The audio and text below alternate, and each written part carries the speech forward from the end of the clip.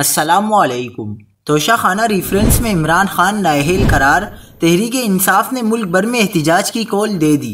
PTI कारकुनान सड़कों पर निकल आए। हंगामा आराई, जलाओ घेराव, सड़कें बंद। क्या आप हालात हाजरा से आगाही हासिल करना चाहते हैं? खबर के पीछे छुपे असल हकाइक जानना चाहते हैं? तो अभी सब्सक्राइब कीजिए जिलमिल पाकिस्तान को और साथ ही घंटी के निशान पर क्लिक कर दें।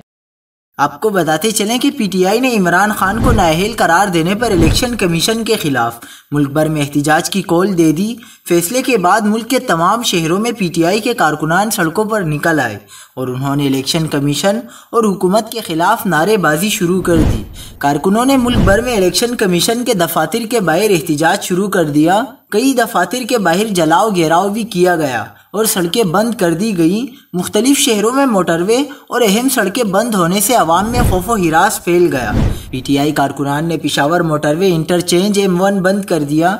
पीटीआई कारकुनों ने फैजाबाद से 0 पॉइंट हाईवे ब्लॉक कर दी है। कारकुनों ने लेडी रेडिंग अस्पताल जाने वाला रास्ता भी बंद कर दिया। लाहौर में पीटीआई वर्कर्स ने कलमा चौक में भी एहतिजाज शुरू कर दिया। कारकुनों ने मेट्रो बस सर्विस भी बंद कर दी और इलेक्शन कमीशन के खिलाफ नारेबाजी की।